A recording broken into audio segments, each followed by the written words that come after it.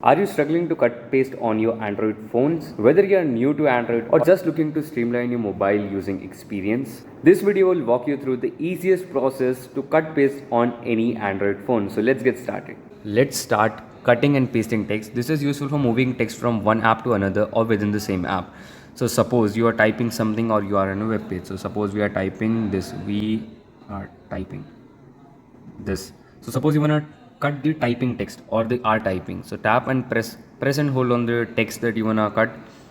Drag this, and here you would find the cut option. Simply tap on the cut, and suppose you wanna paste it. So simply press and hold on a text field, and you can directly paste. Or suppose if you wanna paste it in any other app, so simply we are pasting it into the WhatsApp. So press and hold on the text field. You will get the paste option. Tap on this and send. So basically in the end you have to navigate where you want to paste the text, and after that tap and hold on the empty space until the paste text option appears. Tap on the paste and your text will be inserted. And similarly, if you are copying something from a web page, then you cannot cut anything. You can only copy, like it's the most basic sense, but I don't know why I said it.